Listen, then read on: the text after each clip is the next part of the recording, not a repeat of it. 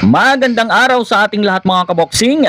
Panoorin po natin itong naging laban ni Pinoy boxer Jover Amistuso laban naman sa Korean boxer na si Jang En-soo.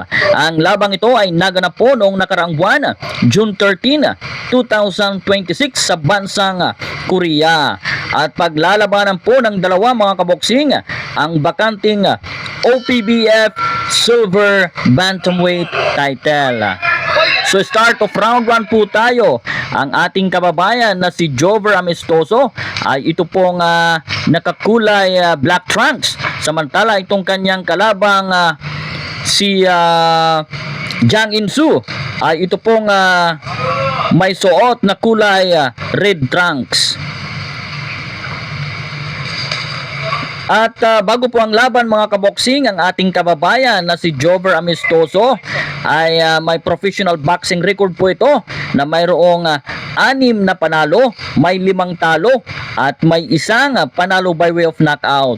Samantala ang kanyang makakalaban na si Korean boxer Jang En-soo ay may 10 panalo, may 5 talo, may 3 draw at may 2 panalo by way of knockout.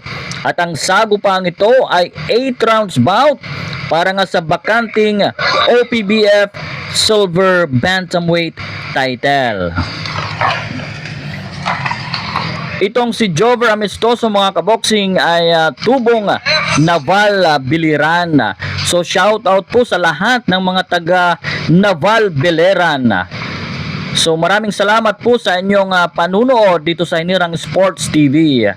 At of course, sa mga nanunood ay maaari nyo pong i-comment kung saang bahagi po kayo ng mundo at saang bahagi ng Pilipinas kayo nanunood ng ating inihahatid na bakbakan. So dito sa Hinirang Sports TV, tayo po ay nagpo-post ng mga classic at latest boxing fight. Maaari din po kayong mag-subscribe sa ating YouTube channel. I-type nyo lang ang Hinirang Sports TV. At of course, dito sa ating Facebook page, paki-follow na lang po. Maaari din po kayong mag-subscribe dito sa Hinirang Sports TV Facebook page. So, balik po tayo sa bakbakang ito mga kaboksing. At kapansin-pansin na na halos yun. Nice 1-2 combination coming from Jover Amistuso. So, kapansin-pansin po mga kaboksing na halos parehas po ang kanilang tangkad, maging ang lapad ng kanilang mga katawan. So maganda po parehas ang umpisa nitong dalawang boksingero. Yun, tumama po ang malakas na right hand nitong si Jang En-soo. Mag-ingat dito si Jover Amistuso sa counter right hand nitong Korean boxer. It was the end of round 1 mga kaboksing. Start of round 2 po tayo. So sa round 1 ay parehas maganda ang umpisa ng dalawang boxer na to. Both fighters ay medyo tumama po ng maganda. Yun! Nice counter left hand coming from the Korean boxer na si Jang En-soo. So mabilis po mag-counter itong Koreano. At sa pagkakaalam ko ay kampiyon po ito dyan sa kanilang bansa. Yun, tumama na naman ang right straight nitong Korean boxer. As I have said a while ago, regional champion po ito dyan sa Korea, itong si Jang En-soo. May hinahawakan po siyang titulo dyan sa kanilang bansa. Ayun, ang lakas ng left straight coming from Jover Amistuso. Subalit mukhang walang effect sa Koreano yung suntok na yon. So nakukulangan po ako ng head movement coming from Amistuso. at medyo mabagal po ang kanyang execution ng kanyang mga suntok. Nice defense coming from the Korean boxer. Naiilagan niya po ang suntok sa katawan nitong Pinoy at mukhang nagkauntugan pa sa ulo. Mabuti na lang at wala namang nasugatan sa dalawang boksingerong ito. Nice! Yun! Tumama po ang big, short right hand coming from Amistoso. Grabe po ang palitan before the end of round 2. Napakagandang bakbakan ng dalawang boxer.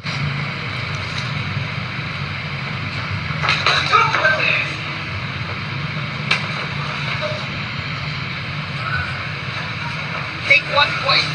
Take 1 point. What? Nice defense coming from Jover Amistoso. Parehas po magaling ang depensa nitong dalawang boksingero. Follow. Okay, one more time. Before it ends. So akala ko kanina ay nung tumama ang ating kababayan ay patapos na ang round na iyon. Nasa kalagitnaan pa po pala tayo sa round 2. Yun, and it was the end of round 2 mga kaboksing. Start of round 3. At kanina sa round 2 ay parehas pong tumama na naman ang kanilang malalakas na mga suntok.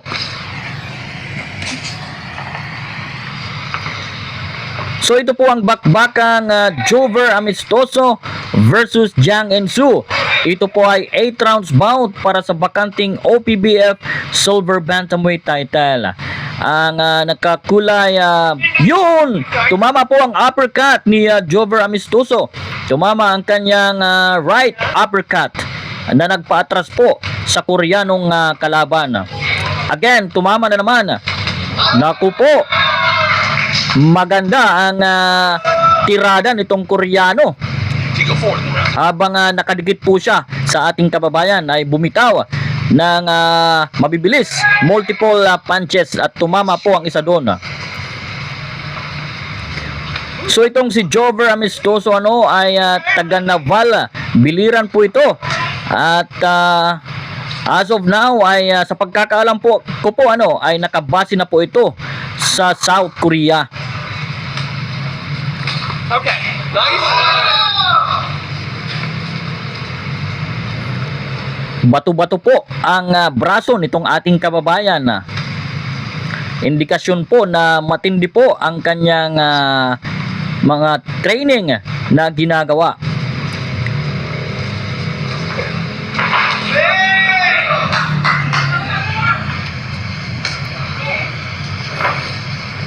Ito po ay round 3. Round 3 na po tayo sa bakbakang ito at napapatras po ng bahagya itong Korean boxer. At mautak po ayaw magpatama sa ating kababayan. Gusto ng Korean boxer na si Jang En-Soo ay malinis ang kanyang pagpasok. Yun! Nice job coming from Amistoso. At ayun, gumanti din naman ng multiple jobs itong Korean boxer. There's nothing for them to take. It's okay.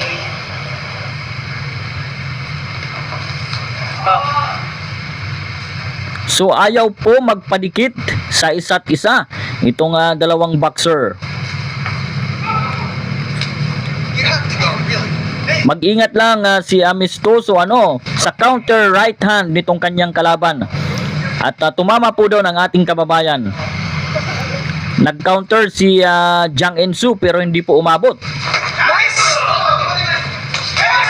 Good exchange. Nice.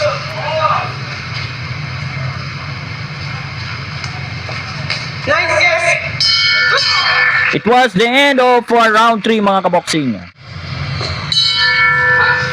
Round 4 na po tayo. Ito po ang bakbakang Jover Amistoso laban kay Jang En-Soo ng South Korea. Pinaglalabanan po ng dalawa mga kaboksing ang bakanting OPBF Silver Bantamweight title. Good attack coming from Korean boxer. Again.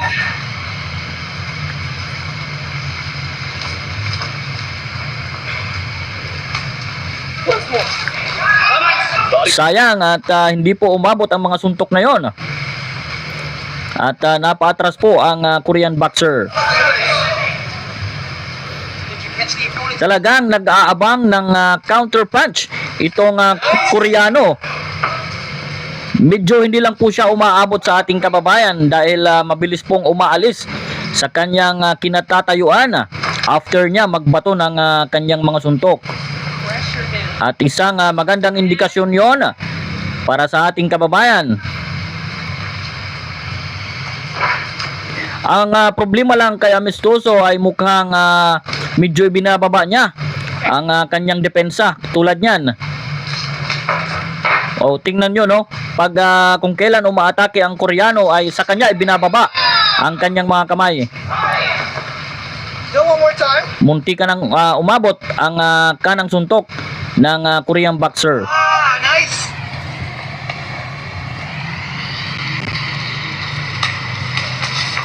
Yun. At nag-complain po doon ang ating kababayan ng suntok sa likod ng kanyang sa kanyang batok.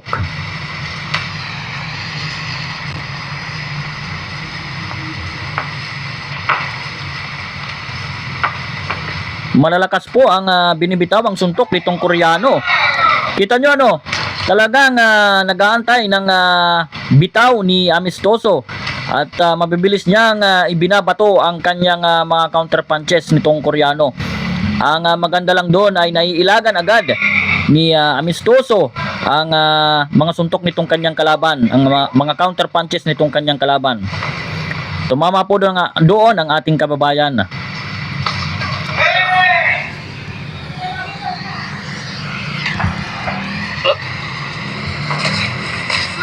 Nice right hand coming from the Korean boxer. At may ganti din naman itong ating kababayan. Okay, right. Dito sa Korean boxer ay nakukulangan din po ako ng kanyang batong mga jabs. It was the end of start of round 5 po tayo. Ito po ang bakbakang Jover Amistoso, isang Pinoy boxer, laban kay Jang In-soo, isang Korean boxer. Ito po ay 8 rounds bout para sa vacant OPBF Silver Bantamweight title.